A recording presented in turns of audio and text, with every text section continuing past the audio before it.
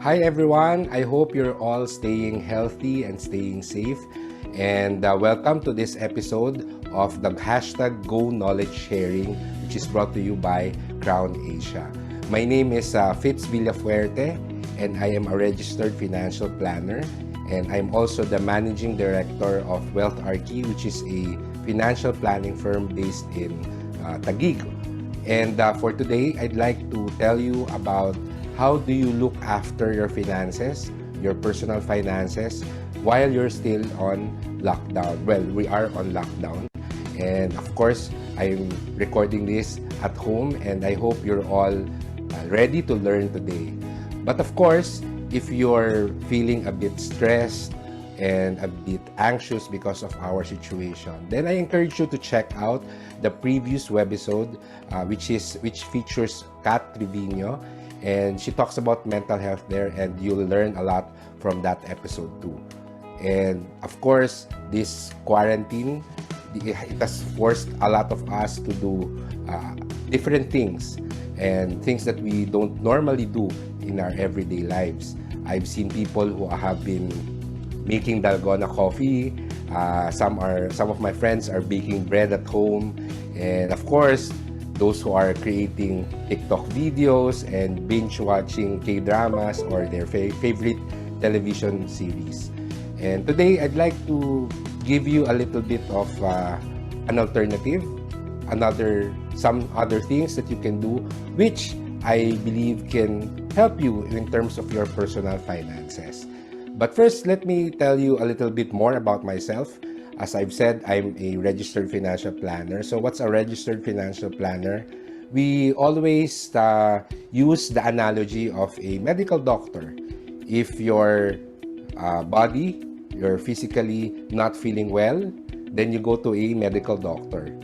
Now, if it is your personal finances that's in trouble, if your finances, your money is not feeling well, then you go to us, registered financial planners, for a consultation. We can help you create a financial plan. We can do a diagnosis of your financial situation, and we can recommend several plans of action which can help you improve your personal finances. And my company, Wealth Archie, we're one of the few personal financial planning firms that focuses on helping people by giving them financial advice, and we're not really connected with any financial institutions, so we're not going to sell you any financial product. So we've found a specific market in the country, particularly also through OFWs who really need financial advice. And for today, you're getting some of the tips that we usually tell our clients on how they can improve their personal finance during this time, especially that we are on community quarantine, we really can't go out. And how do we improve our finances, especially during this time that some of us don't even have work or don't even have income. So for today, I'm going to give you five tips that you can consider. And of course, we believe that this will be really helpful in helping you come out of this quarantine a better person, but also with a healthier cash flow.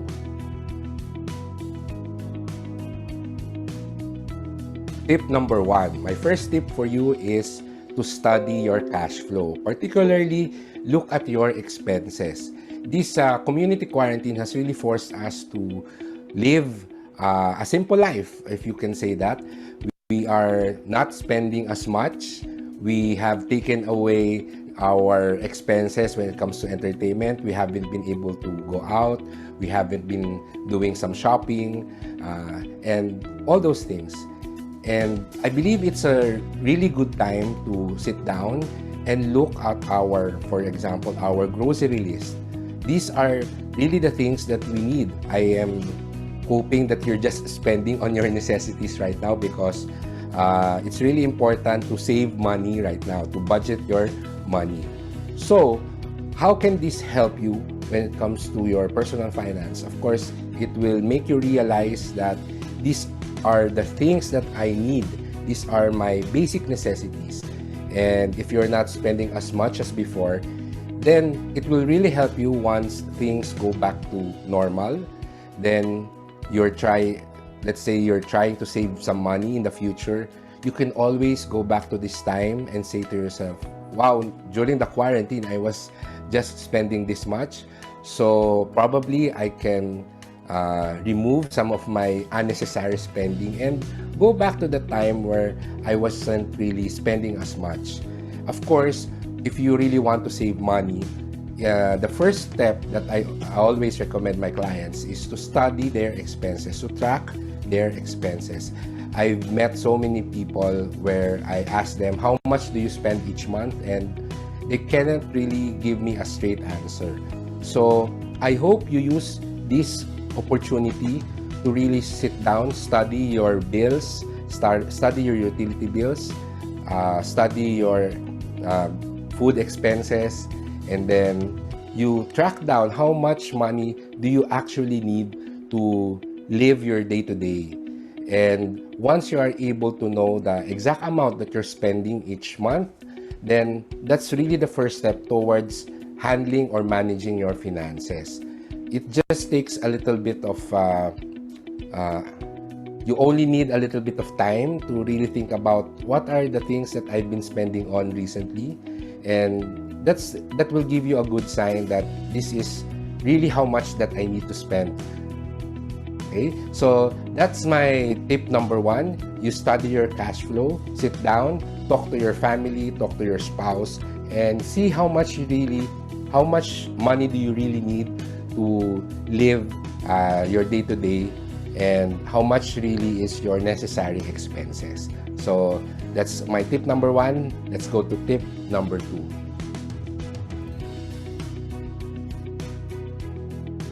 For my second tip, I'd like you to explore and learn how to do online banking or mobile banking. Just the other day, my cousin called me up and she was asking me, she needed to send money to her parents in the province, and she didn't know how. She usually goes to the bank and deposit the money over the counter, but now she doesn't want to go out. So I had to help her through the steps on how to send money to her parents online through her online banking. So if you haven't been doing online banking, you're actually missing a lot, and it's really a time saver. It's very convenient, and ever since that I started doing it in the early 2000s, I haven't really encountered any problems when it comes to online banking in terms of my the security of my money.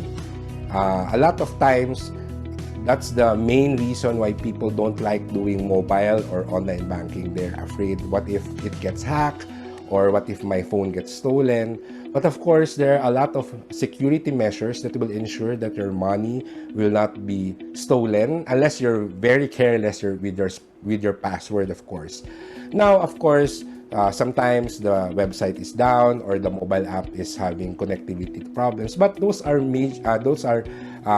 minor problems that eventually get sorted out through after a few hours or after a couple of days. But in terms of our personal finance, there's really a lot more benefits than risk when it comes to mobile banking. Personally, I haven't been paying my bills over the counter or in all those payment centers. I've always been paying my bills through my mobile app or through the website of my bank.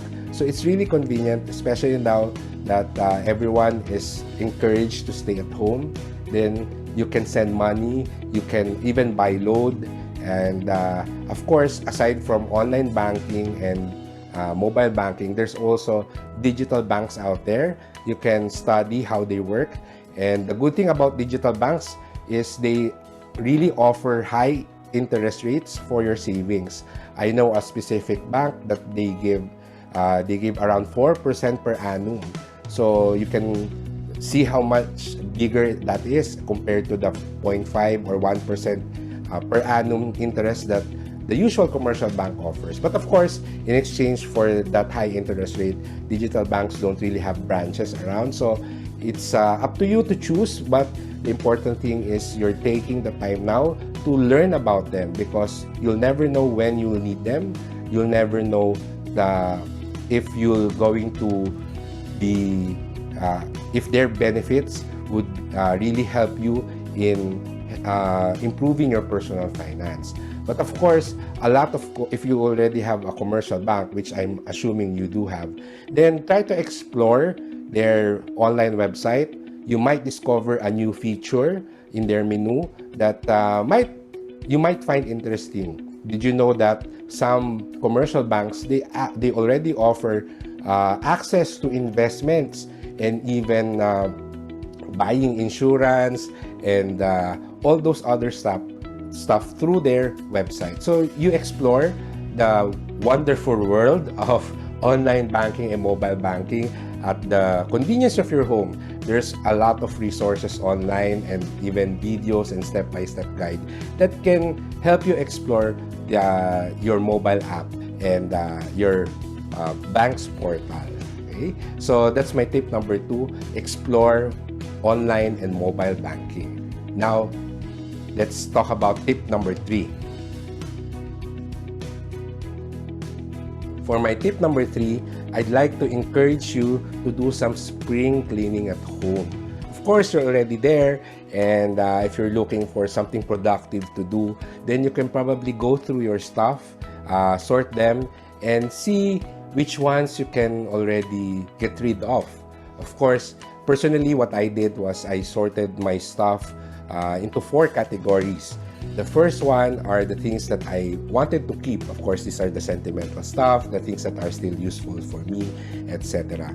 The second group are the things that I can sell, especially now that, of course, our income has been affected. Then you can do well with making some extra cash by selling some of your stuff, especially those that you realize that you bought but realize that it's something that you don't really need and you can already get rid of it. So you might as well consider selling it. Of course, you also have the option of donating some of your stuff. It will really go a long way probably in helping other people if you can donate some of their probably old clothes, or just helping your friends if they think that they would benefit from something that you own, and you can probably just sell them the stuff or donate it to them. And of course, the fourth category that I have are the things that I can throw away. It's really surprising. Some people keep stuff that are already broken, some stuff that are already useless. In my parents' home, I discovered that they kept old kitchen appliances that are already useless and it's already not worth it to have them repaired. So I tell them, instead of all of this stuck in the cabinets and in the cupboards, then we might as well get rid of this and throw it away. Of course, you have to dispose of these things properly. But I guarantee you, you will feel much better with less clutter in your homes. And of course, this is a good bonding activity with your family and also a physical activity, so you can get a little bit of exercise. So I encourage you to go around your house, look around, sort through your stuff, especially things that you can probably sell. I encourage you to think about all the stuff that you thought you needed, but they just ended up gathering dust in your home. So it's probably a good idea to just get rid of them. And since we're already doing some spring cleaning, I would also encourage you to study or look through the financial documents that you have. I know some people who have been keeping old bank statements, old bills, and it's just piling up in their room. Personally, what I do is, if a financial document is 2 years or older, I already get rid of them. I believe that they don't really have much use anymore. So, but since these are financial documents, I get rid of them properly. I shred them or cut them into small pieces because, of course, for security reasons. You go through your financial docs, your old bills, your old bank statements, and free up some space in your filing cabinet if you have that at home. And you can also sort through your birth certificates, marriage certificates, and insurance policies and all. So you can probably organize them, look through your stuff. Maybe you have an old policy that needs updating. Okay, you have some investments that you've already forgotten about. So it's also a good opportunity for you to look through your financial documents, your personal documents, your certificates, and try to sort them out, and probably tell your family where you hide it, and secure it also, of course. During these times, of course, we don't know what will happen in the next few days. It's always helpful to have a secure place and just one place where everybody knows where it is for your very important documents. So in my case, of course, I have a home safe, and all my family knows that if ever there's like a fire, but of course, knock on wood, or we all need to leave, then you know where to grab your important documents. Okay, so that's my tip number 3, which is do some spring cleaning. But we still have 2 more tips for you. Okay, so let's go to tip number 4. Tip number 4 is to reflect on your financial goals. So this is really a great time to sit down. You can sit down with your family, with your spouse, and talk about what are the things that you're looking forward to buying or spending on in the future. So have your financial goals. Of course, a lot of people don't really have financial goals, but I encourage, especially my clients, I encourage them to come up with short-term, medium-term, and long-term goals, because these are the things that you will be working for, and the reason why you are doing saving, why you are budgeting your money, and why you are investing your money. Of course, because of the pandemic, some of our short-term and medium-term goals are probably affected. I know a lot of people, they have big plans for some family vacation this summer, but they weren't able to go. So I asked them, what do you plan to do with the money now? The money that you saved for your family vacation this summer. So what happens to that? Do you spend it on the family vacation after the quarantine, or do you plan to just save and invest it and probably add it to your holiday budget? So the goal here is to make a plan for your finances, for your money. Where do I plan to spend the investments that I have right now? Especially that the stock market is down. A lot of people are worried because they see their portfolio and it's all red. But of course, markets eventually recover.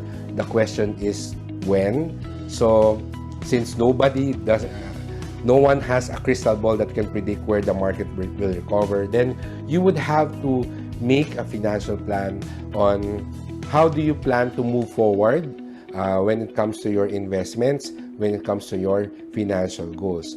If you're investing because you're planning to buy a house, or you're planning to buy a car probably next year or in the next couple of years, of course that will be affected because some of your investments are probably down right now. Your income has also been affected. Then it's time for you to sit down and think, what's my plan B, or what's my contingency plan? How do I adapt to this unexpected event? So of course, it will take a little bit of time to do some reflection. It helps to talk to your family or your spouse because, of course, you're with them, and probably the reason why you're working is to provide for your family. So it's really good to make them part of the process. So analyze your financial goals. You can probably adjust some of them. You can probably think of new financial goals. But the important thing is you set your financial goals, because it's hard to see a target that you don't, it's hard to hit a target that you don't see. So if you're just working and just saving money, but you don't have financial goals, the motivation, you won't really have that motivation to work hard, to save and budget and invest if you don't know the reason why you're doing it in the first place. So I encourage people to sit down, write down your financial goals, and I guarantee you it will really help you be inspired and motivated to make your personal finance better. Finally, for tip number 5, it is to find some extra income right now. Try to see how you can still make money even if you're just at home. And of course, the first thing that comes to mind is to make money online. And when it comes to earning from the internet, the low-hanging fruit there is to become an online freelancer. The Philippines has a lot of online freelancers, and we actually have a very healthy community. You can just search Facebook, for example, for freelancer groups, and I guess that's your first step if you want to learn how to make money online. Of course, these freelancing groups, a lot of them are focused on a specific service. So you ask yourself, what skill do I have that I can offer as a service to others? Online freelancers, they make money from offering their services. I have a friend who is a freelance writer. I have someone who is a graphic designer. I know someone who is a social media manager. So all this stuff, you can, of course, create your own income source even if you're just at home, as long as you have a stable internet connection. Then there are opportunities for you. And the Philippine freelancing community, they're actually very generous with helping other Filipinos in giving tips. So you can explore that, and probably if there's a skill that you want to learn, you can also search and discover some free online courses that you can enroll in right now. I have a friend who's always wanted to become a social media manager. So she found a good online course that is being provided for free, by the way, where she learned how to manage a Facebook page, how do you set up the Facebook ad account of a page, and all those stuff. So now, the last time I heard from her, she has already completed the course and got certified, and now she's really excited to find her first client. And maybe that's something that you can consider, and you can take advantage of, because a lot of courses are being offered for free or at a discounted rate. And there's also a lot of virtual summits or virtual conferences. There's a lot of Facebook Live that's happening right now, where people are offering insights or offering knowledge, where you can learn a new skill or expand your knowledge on stuff. And of course, this is one of them, what Crown Asia is offering, this Go Knowledge Sharing webisodes. And of course, you can also sell stuff online. That's also something that's very easy to do. I just remembered a friend who learned how to bake during this community quarantine, and now he's selling some of his bread to his neighbor. So of course, that's also extra income for you. So don't let this community quarantine, this lockdown, stop your income, especially if you have some free time and you're looking for something productive to do. You can definitely create and build a new income source during this time. Explore the world of freelancing, specifically online freelancing. Find some stuff that you can sell online, sell on Facebook, and enroll on an online course and expand your skill set so that you can improve yourself and discover new income opportunities online. Or if this quarantine ends, then you can probably tell your boss that I've learned some new skills and I'm ready for a promotion. No, just kidding. But again, the key is to have a growth mindset during this time. Try to improve who you are as a person, because, of course, this community quarantine has affected not just our lifestyle but also our income. So that's my tip number 5, and let's now do a review of what we've learned today. So now let's do a recap of the 5 tips that I gave you on how to look after your personal finance during this lockdown. Of course, the first one is to study your cash flow. Look at your spending, see how much money do you really need for your basic necessities. Tip number 2 is to explore the world of online or mobile banking. Learn how to do it. Explore digital banking as well. Tip number 3 is to do some spring cleaning at home. Go around the house, sort through your stuff, find things that you can sell so that you can make some extra cash during this period.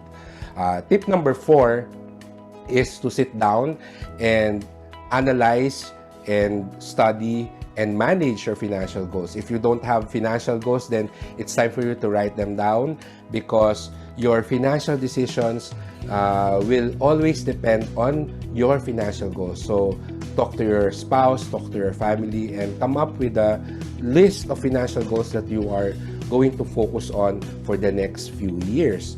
Of course, our last tip number 5, is to find ways to make extra income during this time. You can explore the world of online freelancing. You can sell stuff online. So there are actually a lot of income opportunities out there. And just because you're at home doesn't mean that you can't earn money. So those are the 5 tips that I want you to consider if after you're tired of making your dalgona coffee, or after you're bored with the TikTok videos, then probably you can consider doing some of these suggestions, these 5 things that you can do to look after your personal finance during this lockdown period. So I hope you learned something new today. I hope you found my tips helpful. Again, my name is Fitz Villafuerte. If you want to connect with me, you can go to my website at fitzvillafuerte.com, which is my blog. And I actually have a whole content network, and you can find the links to my content network at my content portal at readytoberich.com. I have a podcast, I have a YouTube channel, and all those stuff. So I'm excited to hear back from you, and I hope you have a great day. Always stay safe, stay secure, and stay healthy during this lockdown period. Right? So bye-bye, and thank you for watching.